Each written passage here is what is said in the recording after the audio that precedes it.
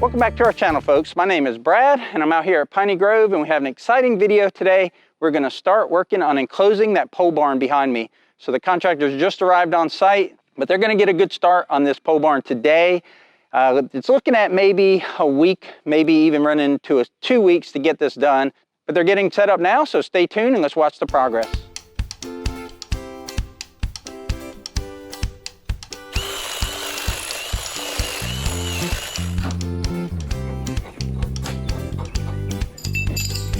First board going down on the pole barn enclosure. All right, so we're putting hurricane straps on every other 2x6 vertical, and like things are in 2022, there's no materials available. So instead of using preformed straps, we're using header board straps, but it'll serve the same purpose.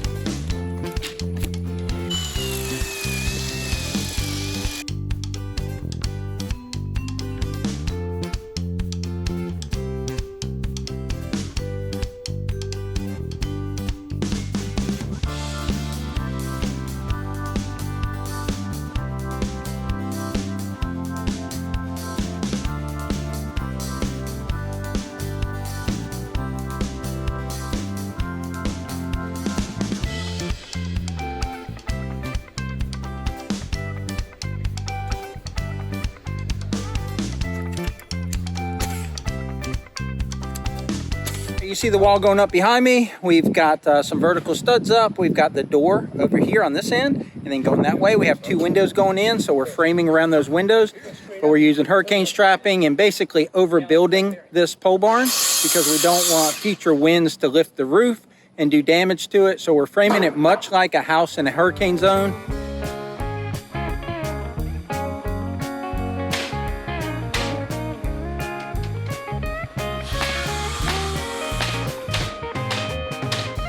Remember the old days when you used to use a hammer and a nail? Nobody does that anymore.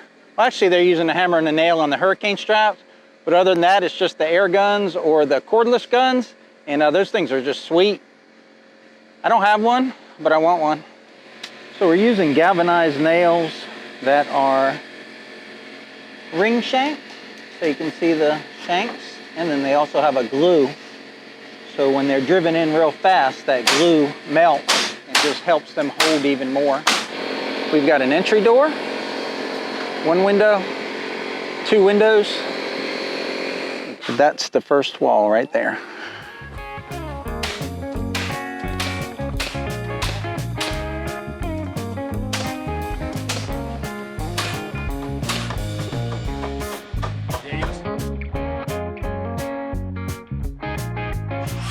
All right, the last vertical stud, full length stud, is going in on the south wall of the pole barn.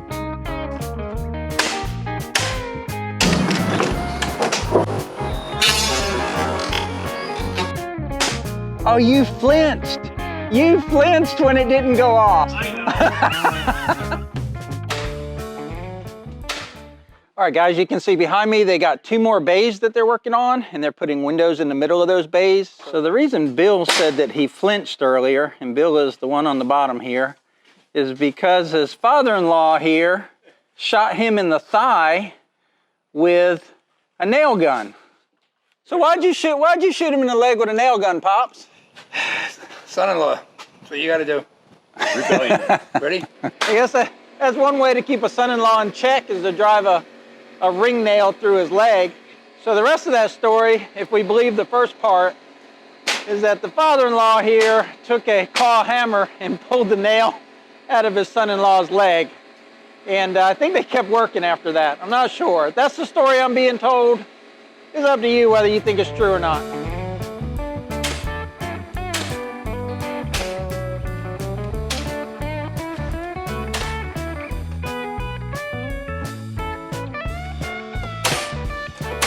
Really exciting just to watch this thing come together, because it's the vision we've had for over a year. The pole barn was built in February of 2021, and now we're almost May of 2022, and we're finally getting some of the interior done. So it's very exciting to watch this thing go up.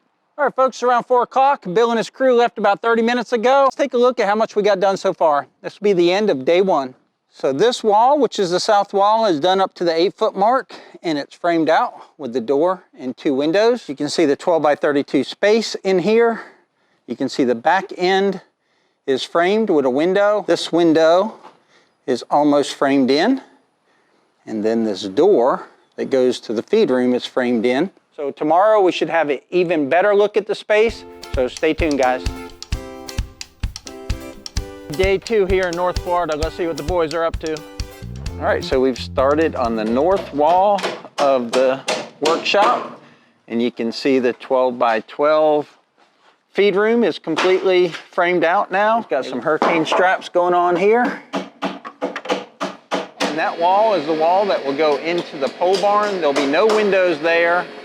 So when you're inside the shop, you won't actually see the animals. Deb and I debated that back and forth. Did we want to have, windows going from inside the shop to where the animals are? And we just decided against it.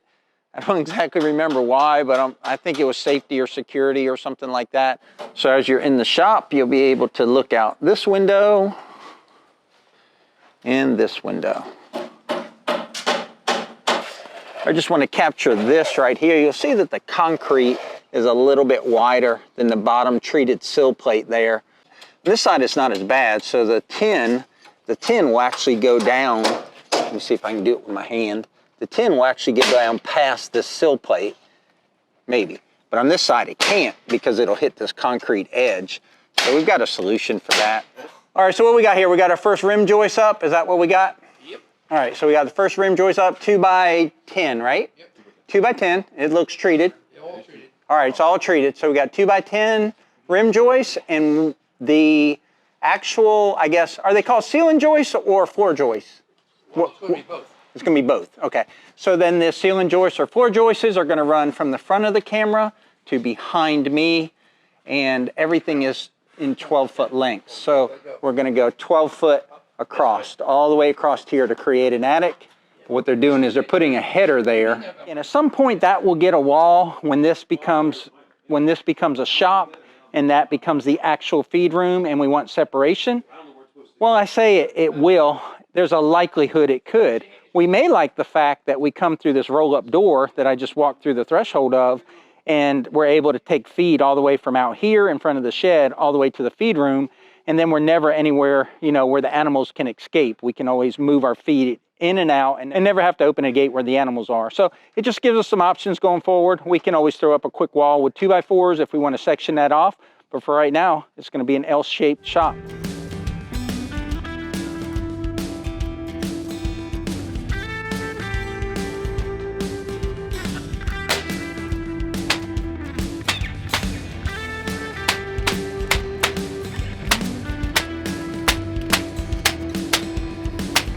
All right, so we got some of the floor joists up, and now we're putting in the hurricane straps.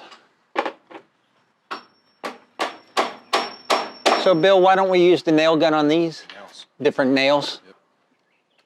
Brand. What? Shorter nails? They're stronger. Oh, they're stronger? Yep. More tensile strength or something? Yep. They're designed for these. What we're doing is we're putting these straps, and what these do is they tie the top plate to the floor joist, and of course on top of that floor joist will be our attic. And over here we have hangers.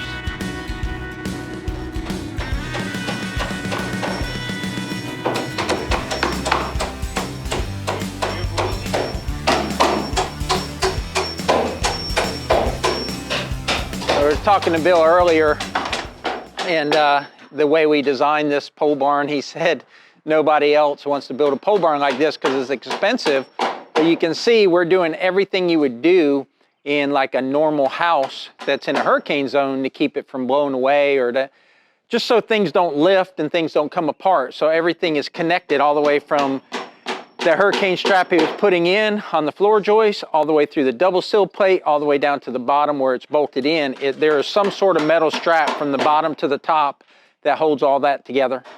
So what I'm talking about is I've got this metal strap that goes under the sill plate, and that brings that vertical stud directly attached to the sill plate with something other than nails, a metal strap. And then when this goes up to the double plate up there, if we come around the other side, you see that the double plate, that the rafter is being held to the double plate by a piece of metal. So it's not just wood and nails holding this together, it's a whole bunch of strapping holding it together. Get him, Lily.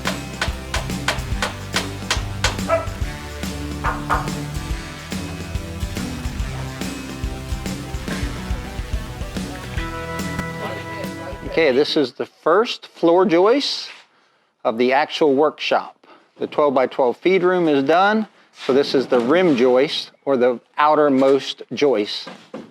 So that one's cut a little shorter because the posts take up some of the space. 9 floor joist in, so now we've got 12 by 24 completely framed with the floor joist.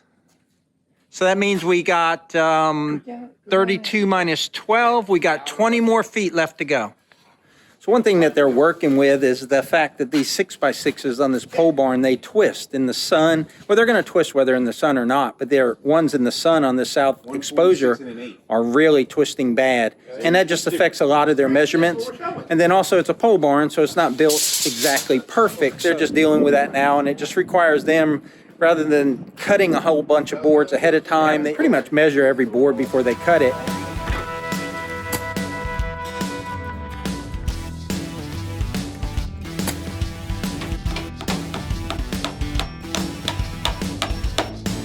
All right, Bill and his crew just left. They got those 4 joists completely nailed in with all the brackets, and that will wrap up day 2.